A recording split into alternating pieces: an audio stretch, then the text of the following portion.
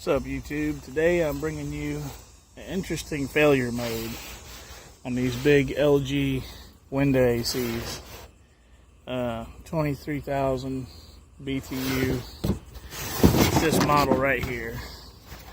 LW1416HR. They sell them everywhere. Lowe's, Home Depot, Walmart, Sears, all has them.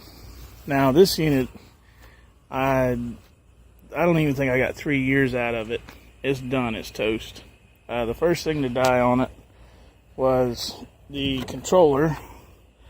So I had to buy a new one of those and put in it. Conveniently, all this dies after it's out of its 1 year warranty, which I think is pathetic.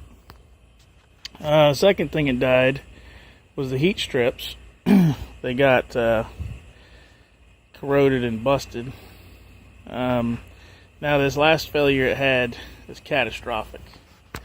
What happened was we had a rupture in the copper. You can see right there, and all the Freon, of course, escaped. But you could see the force of this explosion. Look at that. If my camera will focus, it would be very much appreciated. Come on, you piece of junk. Doesn't matter if you touch the focus or not. But anyways, you can see that copper is actually folded over. So this exploded with some force. Now why did it have such high pressure whenever it has a high pressure cutoff switch installed? Well, I'll tell you. Here's the problem, okay? It's a bad design to begin with. Whenever you get past 110 volts, these little baby relays are really not adequate to handle the job, okay?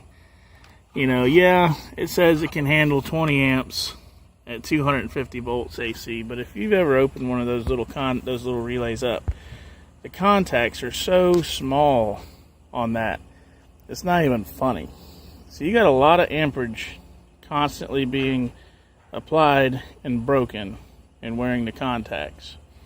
Now, my suggestion to these manufacturers of these big 220 volt units is to actually put a 24 volt transformer in here and actually put a real, double pole or single pole contactor in here, like in a central AC unit. It has big beefy points on there, and the only failure I've ever seen of those is over time they actually won't make a connection because they're so wore out. These little relays actually will weld themselves shut, and that's what's happened here. I'll show you. So what happened was the compressor relay right here, it welded itself shut. So I got my meter here. See if I can do this one-handed here. Alright, we got the beep.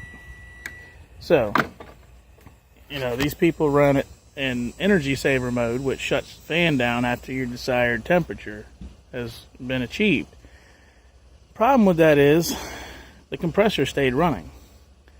And what happened was, and you might say to yourself, well, why didn't the overheat trip the compressor? Well, here's why.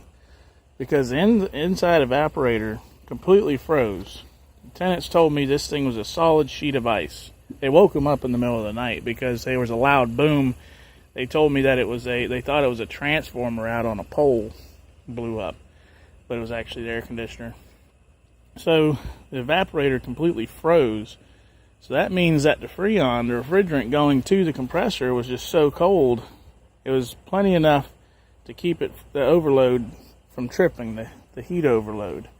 And I know this works good because it has already tripped this unit before when the condenser was too dirty and it wasn't letting the air flow fast enough. It would trip the over temp and shut the compressor down.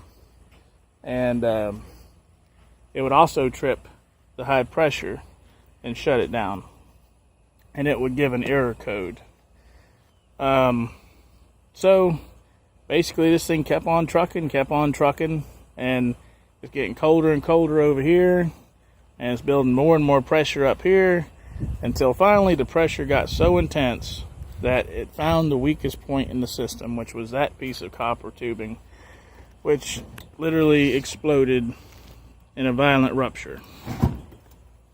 So my suggestion to the manufacturer is, if you don't want to correct the relay issue, then you need to buy a better high pressure cutoff switch, because if you look at this will actually handle 220 volts. See if I can get this in frame and focus. Alright, so 220 volts, 5 amps, or 36 volts at 5 DC at 5 amps.